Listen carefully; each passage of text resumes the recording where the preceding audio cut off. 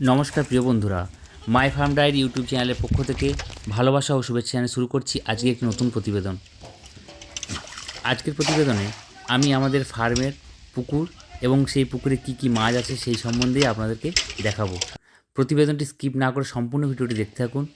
ভিডিওটি ভালো লাগলে চ্যানেলটি সাবস্ক্রাইব করে বেল আইকনটি ক্লিক করে দেবেন যাতে নতুন নতুন ভিডিও আপনারা দেখতে পান। ভিডিওটি ভালো লাগলে ভিডিওটিতে একটি লাইক এবং শেয়ার করে দেবেন।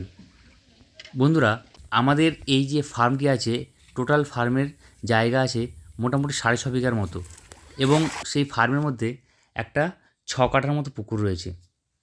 তো মোটামুটি এখন বর্ষাকাল, পুরো জলেতে পুকুরটা পুরো ভর্তি হয়ে গেছে এবং এতে প্রায় অনেক রকমের মাছ ছাড়া আছে। বাটা মাছ, রুই, মৃগেল, কাতলা। তারপর খালের সঙ্গে যেহেতু যোগাযোগ আছে পুকুরটার মধ্যে, তাই এর মধ্যে অনেক চিংড়ি মাছ, কিছু ভেটকি মাছ, এই ধরনের নানা রকম মাছও কিন্তু এর মধ্যে হয়েছে। তো অনেক দিন বন্ধুরা জাল দেওয়া হয়নি, তো আজকে জাল দেওয়া হচ্ছে। তো মোটামুটি প্রথমে তো কিছুই মাছ পড়েন, তারপর দেখলাম যে একটা রুই মাছের বাচ্চা পড়লো এবং কিছু বাটা মাছও পড়েছে। মোটামুটি মাছের সাইজটা খুব ভালো ছিল রুই মাছটা, এবং বাটা মাছগুলো সংখ্যায় অনেক আছে তাই খুব একটা বাড়েনি। মোটামুটি 4 ইঞ্চি, 3 ইঞ্চি, 5 ইঞ্চি এরকম হয়েছে।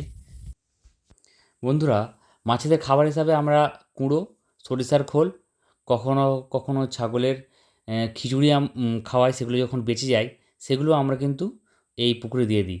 তো এইগুলোই মেনলি খাবার হিসাবে ব্যবহার করা হয়।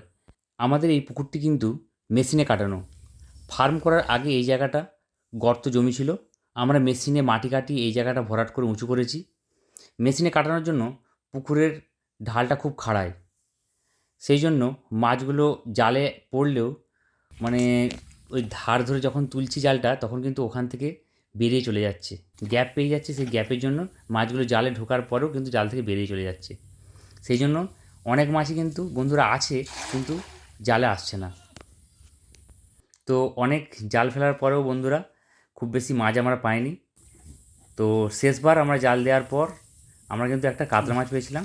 কাতলা মাছটার ওজন হবে প্রায় 450 গ্রামের মতো, এবং কোয়ালিটি কিন্তু খুব সুন্দর ছিল, গায়ের কালার খুব ভালো ছিল।